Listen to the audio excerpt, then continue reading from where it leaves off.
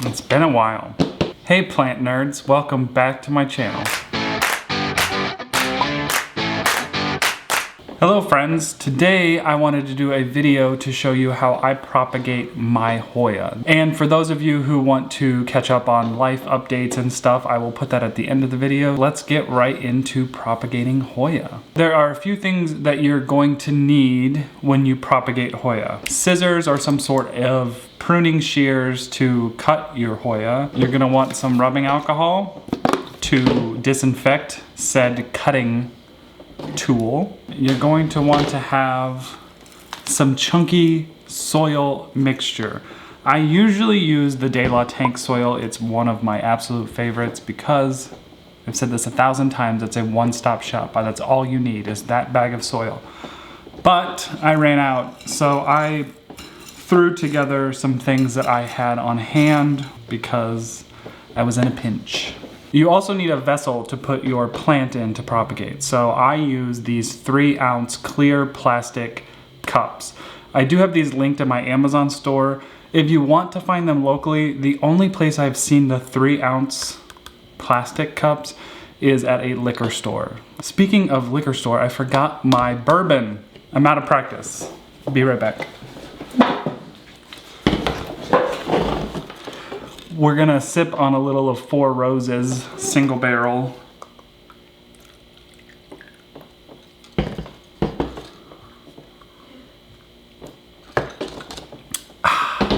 Okay, so I think that's all the supplies we need. The last thing I wanna mention is you need to make sure you have drainage in your cup that you're propagating in. There are a myriad of different ways to add drainage to your cup. You could heat up some metal thing with a lighter and singe the bottom of the cup. You could do what I used to do, was take these shears and kind of just twist until I poked a hole. But, pro tip, I bought a really cheap soldering iron on Amazon and it takes all of the stress and the hassle out of putting drainage in these cups. It's really easy. You just turn the iron on, make sure you're not touching the heated end, let it heat up, and then you can pierce the holes in the plastic using that iron. And I do recommend doing it outside because there are fumes and they are strong. So take your plastic cups outside, get your soldering iron and put little tiny holes all in your cups, and that's all you need. It literally did this entire stack of cups in less than 5 minutes. It takes a lot of the effort out of putting drainage holes in your little propagation vessels. The other item that you need to be able to propagate Hoyas is, in fact, a Hoya. And I have this beautiful, beautiful Hoya silver dollar here. This is a newer plant to my collection. A couple friends and I, my friend Lydia and my friend Jessie and I went and took a trip to California back in July, and we got to stop at Unsolicited Plant Talks. If you don't know who they are, check them out on Instagram, but honestly, it was a dream. The place was amazing. April and her partner were so kind to let us just come in. It was a random day. We were driving to California and we asked and they said, sure, stop by. And she had this beautiful Hoya silver dollar and I snagged it up real quick and it's grown incredibly well. So you can see here we have 2 giant vines. I damaged the end of this vine, so it's no longer growing leaves. So this is what we're going to propagate today. Okay, to start off, I'm just gonna take my rubbing alcohol and I'm gonna put it on a paper towel to clean off my pruning shears just to make sure they're fully disinfected. I like to do this obviously every time before I touch a new plant. It's just a good habit to get into because you can transfer plant funguses / viruses between plants, so just always start with a disinfected pair of shears. So we have our Hoya silver dollar here, and what I'm going to do is I'm going to cut just right above the next node. Here we have our cutting, and something that's not talked a lot about with Hoya silver dollar is the back side of the leaves. I almost think it's prettier than the front side, but if you look at the back of these leaves, do you see how there's that beautiful like pattern on the back where the fronts of them are basically just a solid silvery blue? the backside's where it's at. Hoya, not like most other plants, can actually root all along the stem. There's a lot of different ways to propagate plants and a lot of different things to be on the lookout for. But Hoya, what I love so much about them, there's a lot of things, but what I love so much about propagating Hoya is that you don't have to grow roots from a node. The roots will grow out of the stem and they will also grow from where the plant was cut. Another thing that just makes Hoya just the best plant ever. We're gonna take a few more cuts of this plant because I wanna propagate it a few more times. I think that's enough. We have four cuttings to propagate of this beautiful Hoya silver dollar.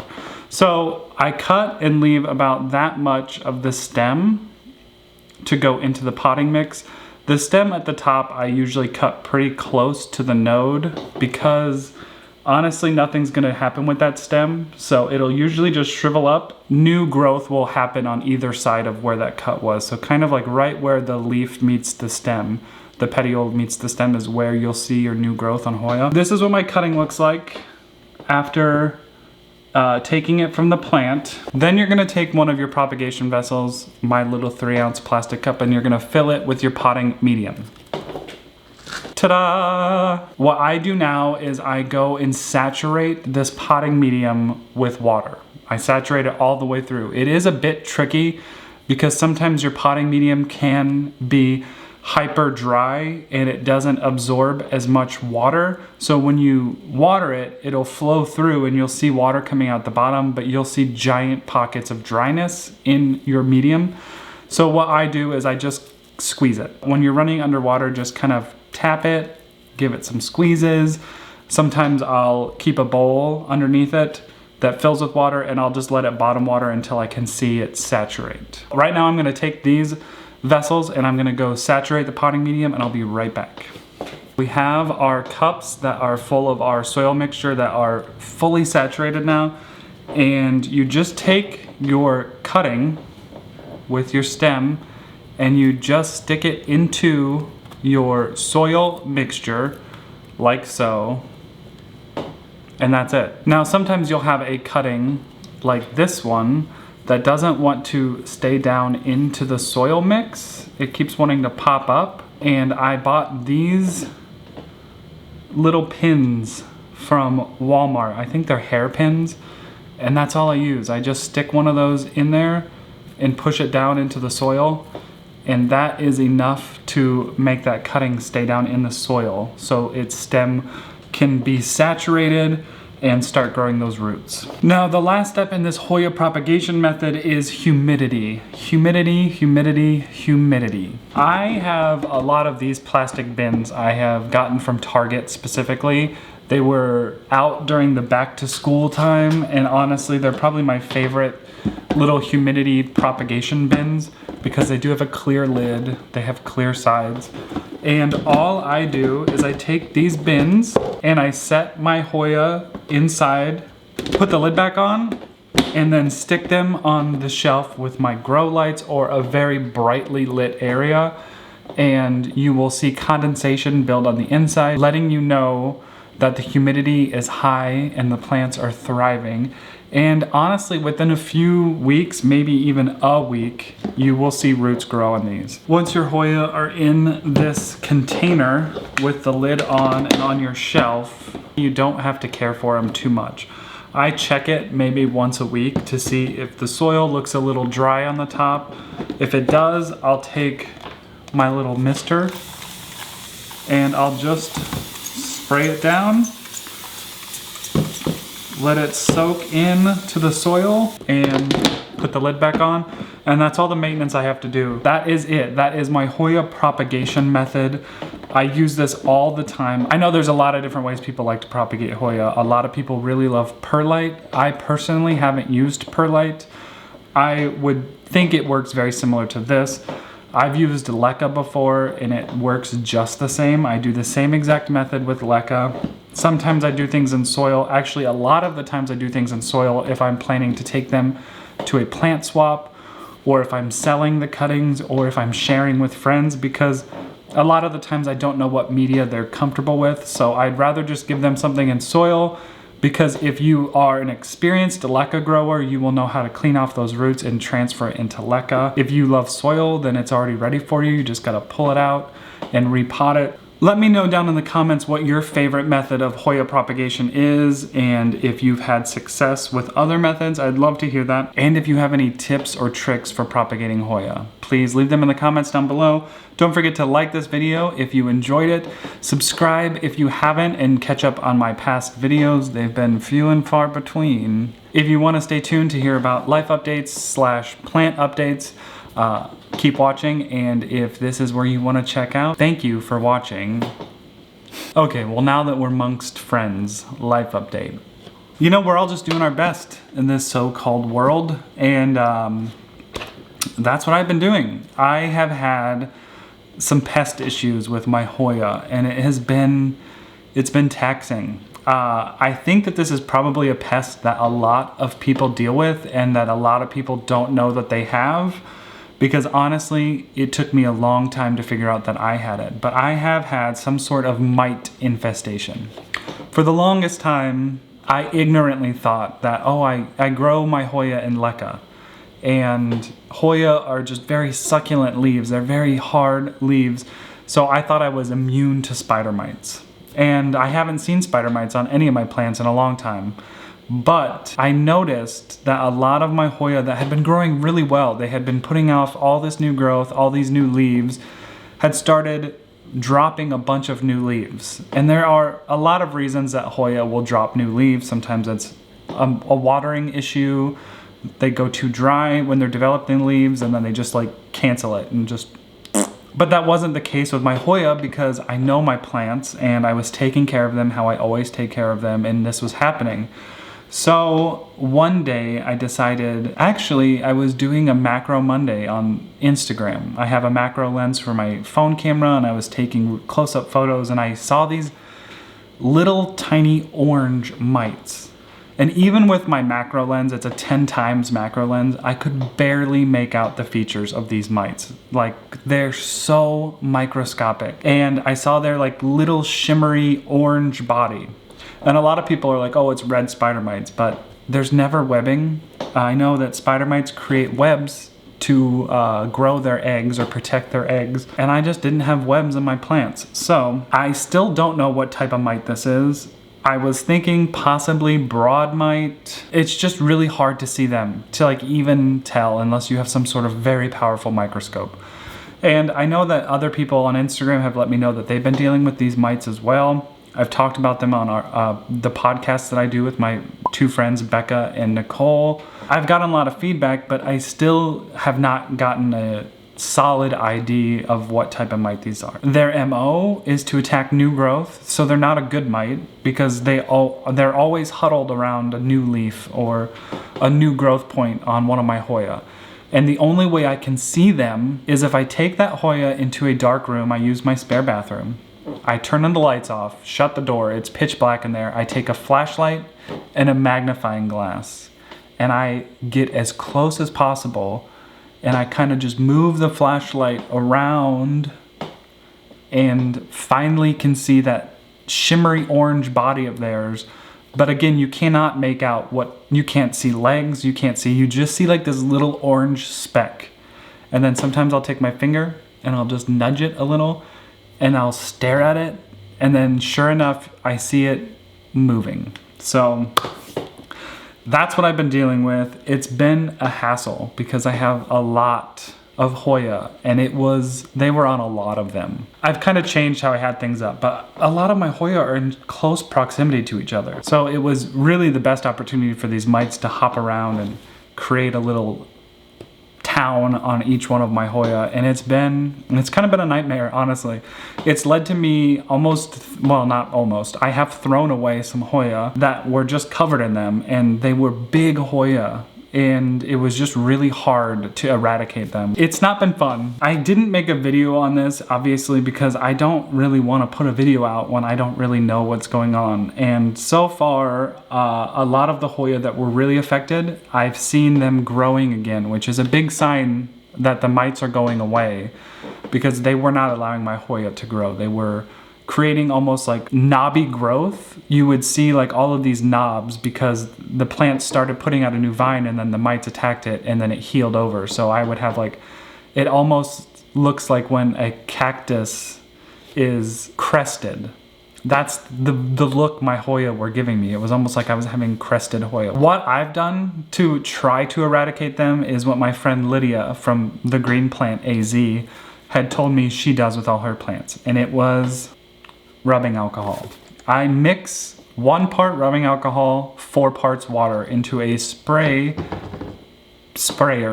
and I literally just soak all of my Hoya in the shower. I make sure to get every surface on them. And I did that for probably 2 full months. I did it for every 3 days for a couple weeks, and then I just did it a couple times a week after that. So far, so good. The mites seem to be not existing. I have seen them a couple times on some plants that have had them in the past. So I'm going to step up my care. But I think what I'm going to do is use that mix and spray my plants every time I do a flush. You know, with leca, you do a flush. You rinse through the salts and then re-add nutrient solution. So I think it's just going to be in part of my plant care process, and hopefully that will help stay on top of the situation, because it was stressful. Also in life, I took a couple trips this summer. I went to Disney World with some friends and my partner, and that was really fun. I went to California. I went to Missouri to see Becca and Nicole and hang out with them. So I've been busy. I am starting a second channel, and it is going to be linked down below. Currently there's no videos, but I do have the Disney World vlogs edited. But this channel is going to be just basically non-plant stuff. Steve and I love to travel. We love to see things and explore. We have 3 cruises planned for the next 6 months. We have one in November, one in January, and one in April so far. And so this channel is just gonna be vlogs about our travels. So I recorded our entire trip to Disney World. I'm editing those videos now. We're going to be obviously recording our cruises and our travels. So that's what that second channel is gonna be for. If you wanna subscribe, I would love to have you. Again, I know that not everyone loves to watch cruise vlogs, travel vlogs, what have you.